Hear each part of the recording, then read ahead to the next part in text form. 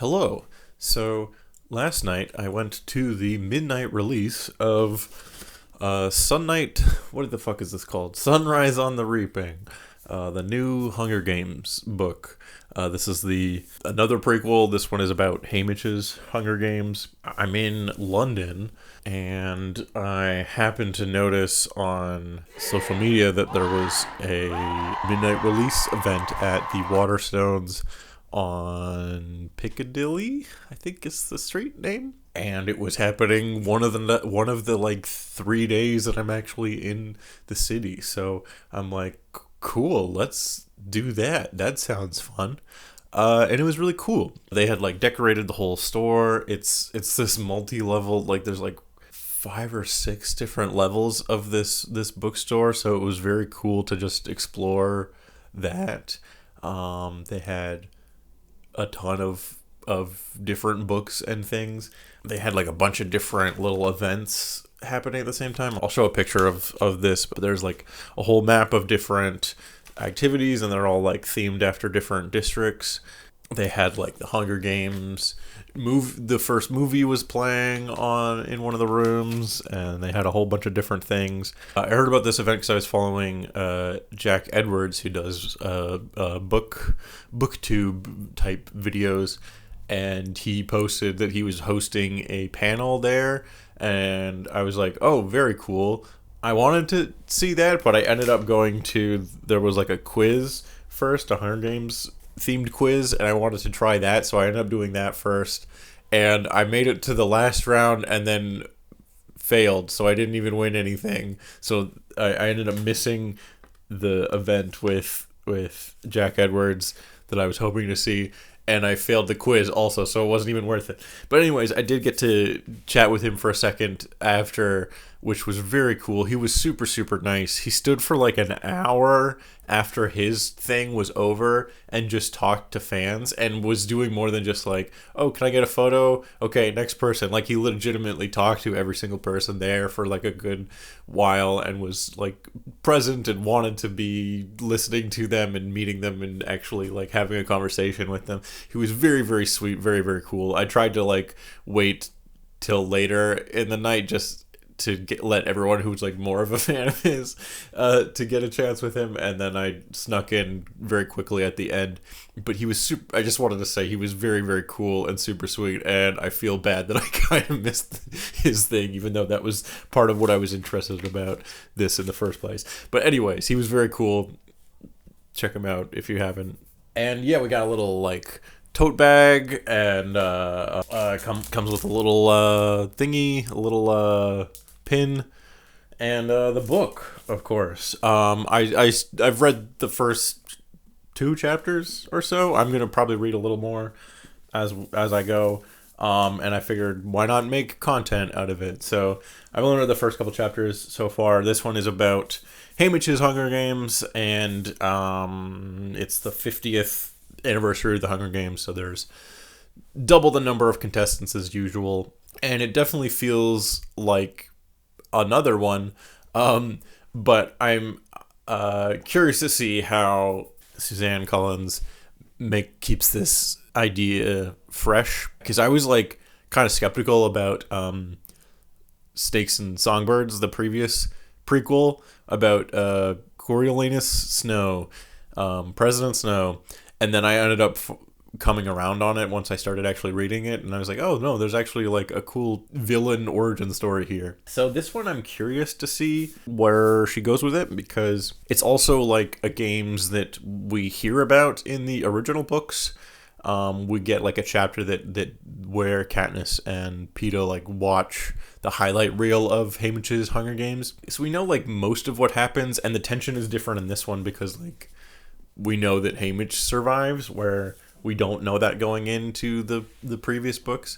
So I'm curious to see how she's going to keep things fresh. And even in the first chapter, we already see that like there is room to play with expectations and stuff, because as we learn that the stuff that the Capitol shows on, and like the stuff that's gonna end up in the highlight reel of this Hunger Games, is not necessarily all that happened, and it's not even necessarily the full truth. So I'm intrigued. I'm curious to see where this goes. I'm going to keep reading it. I think that's it for this moment. I'm going to go see more of London, and I'll come back later when I've finished reading the book. See you then.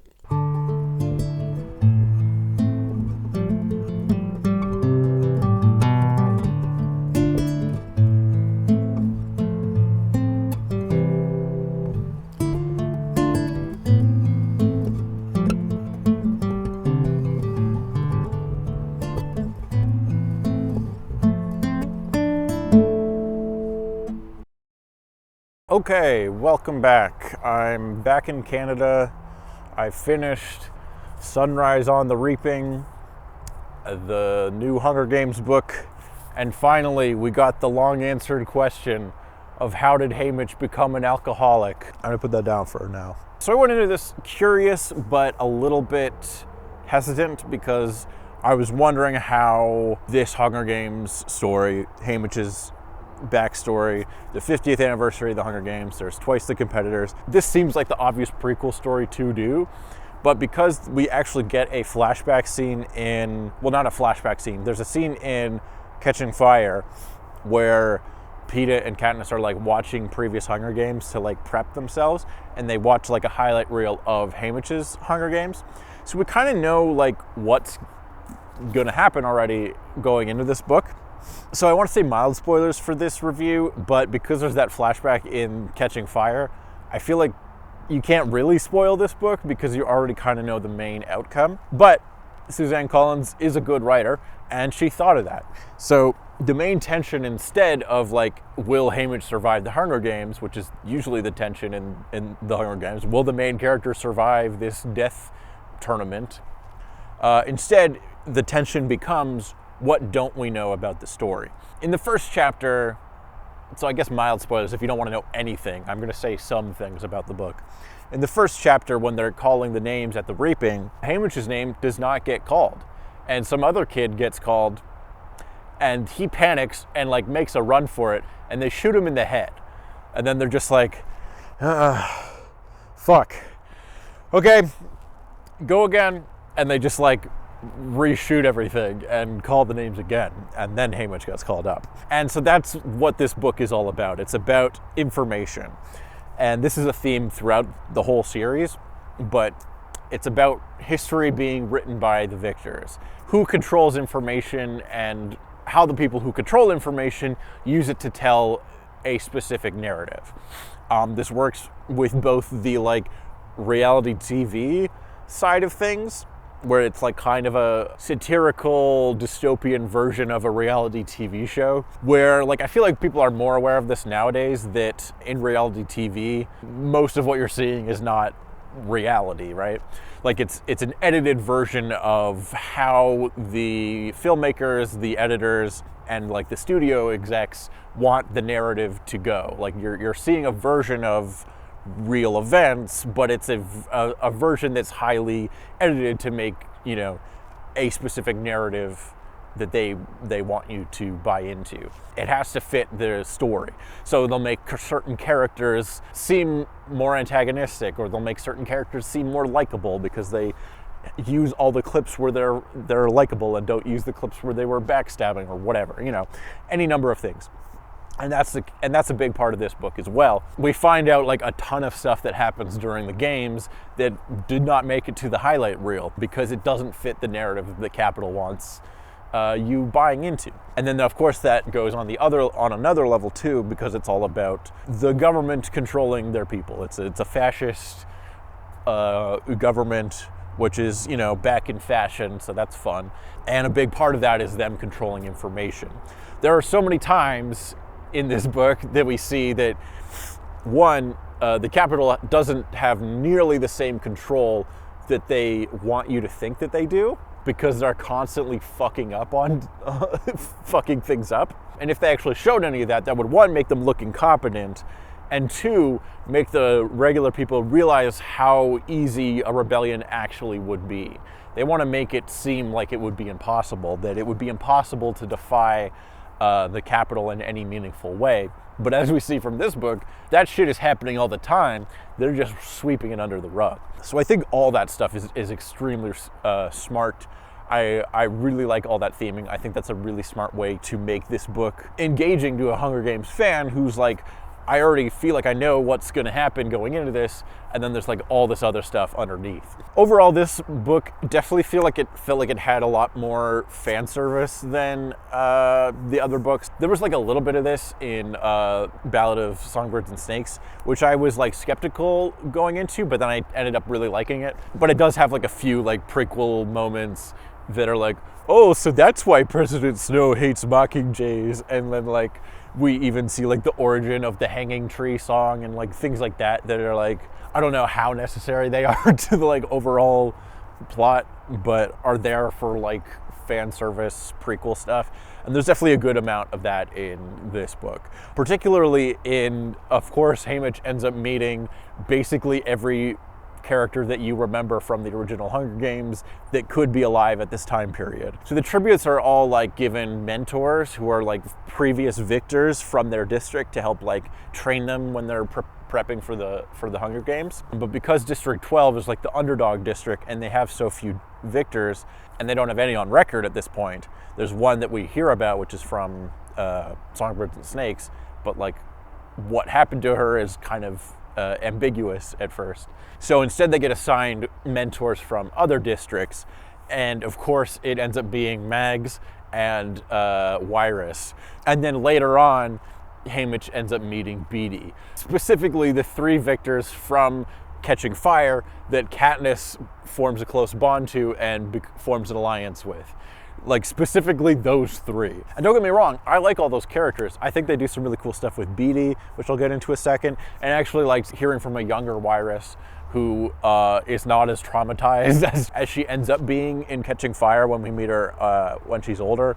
And we get to hear a little bit about her Hunger Games and what she did. There's some cool stuff there. It's just like, oh, of course he happens to meet the three other victors that we knew already from Catching Fire. In Catching Fire, they talk about how there's like a bunch of other victors that could have been up for that games. They just didn't get their name drawn. Any of those we could have met. Like there's been almost 40 victors between Ballad of Songbirds and Snakes and the 50th anniversary Hunger Games that this book takes place in. So there's 40 potential other characters that they could have met that could have filled this role. I also don't think we needed both Mags and Wyrus. If it was just one of them, I think I would have been like less apprehensive about it. It's just like I don't mind seeing those characters. It's just like, it's a little bit too much for me where it's like, oh, of course, Haymitch also has to meet both Mags and Wyrus and Beatty. It's like, okay, there. There's also like other victors that are in that Hunger Games in Catching Fire that we just don't know very well. That would be like one of the ones that I think you could explore. It's like, how about a victor from like District 8 or something, like an obscure district that we don't see very much of? I don't know. Just a thought. They do some fun stuff with Beatty, which I really like. Beatty ends up being there because he's mentoring the District 3 tributes, which includes his son. And it's like, oh, that seems extremely unlucky that he had a son that was also drawn to be in the games. Nope, they're completely punishing him because he's of a rebellious nature. That's why he's there. So that's super sad. And I thought all that stuff was great. Like that was actual like character development for Beatty that like informed his character, and we learned more about him, and we learned more about like the kind of guy he is. It makes his like backstory more sad, just like par for the course for this series, but still I thought worked very well. So that stuff that felt more intentional, and I liked the inclusion.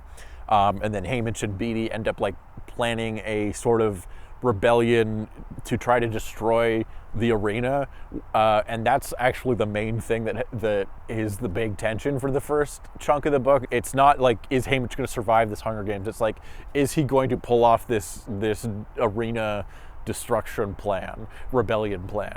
And it's very cool. Going on from other characters that we meet from previous books, we also have Plutarch, which I thought was a cool addition. He's like a camera guy for District 12 in this era, and then he's like kind of ambiguously sympathetic to the rebellion and to a potential rebellion or to the districts and stuff, but maybe he's just another capital shill and it's played a little bit ambiguous. I liked his inclusion. I thought that was cool, and I feel like it's a prequel element that makes sense because he does seem to have a relationship with Haymitch in Catching Fire, so we're like sowing the seeds for that, which I thought was cool. I thought that was a good addition. But then like we also meet Effie Trinket, which is like completely unnecessary in my opinion. I always thought that Haymitch and Effie were like around the same age. When we meet her here, it turns out that she's like a few years older than him because she already has like a job or whatever and he's a teenager. That fits fine because like the whole thing with the Capitol is everyone has like extreme plastic surgery and stuff, so she probably looks younger than she actually is in the original Hunger Games. I feel like it doesn't quite fit. Like in my mind, Effie didn't know Haymitch for this long, and like she only really started to like him in the original Hunger Games trilogy. But if she knew him like since he was a teenager and survived like the games and everything, like I feel like she would, I don't know, care more about him earlier in the series. I guess he becomes an alcoholic asshole after that, but still, I don't know. This is just my like reading of their relationship, and the relationship is also kind of different in the movies because they also like end up getting together in the movies, which is like not a thing in the book. So I just didn't need to see Effie in this book, I think, is my main criticism. Like I think it would have been fine if like she first gets brought in because like her sister is one of the like makeup artists for District 12, and it's like I would have been fine with just having a reference to her and just had like her sister happens to be the makeup artist. That's fine, and not have her show up at all because I don't know. I don't need to see her, and I don't think she really added anything to the book. But those are mostly nitpicks.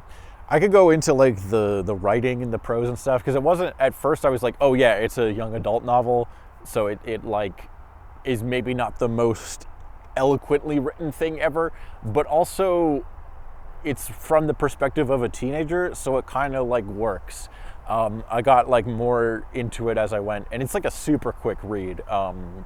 Suzanne Collins, well, she does do a lot of the like, and then this crazy thing happened at like the end of a chapter a lot of the time that makes you want to keep reading. I think she's also just a good writer and knows how to keep like you engaged, and a lot of shit happens, a lot of crazy things happen, major characters die because we're in this death arena. And overall I think it was a very good book. I will say I don't think the 50th anniversary, there's twice as many kids, like really lands. The weight of that I feel like doesn't quite land the way that it should. Part of that is two things. One, we already know like Haymitch is going to be the only survivor, so it's like don't get too invested in any of these characters because they're all going to die, and there's also way too many of them to like remember any of them. There's like a couple that they like that stand out that are there to like serve specific story functions, and we get to know the four main District 12 tributes, including Haymitch,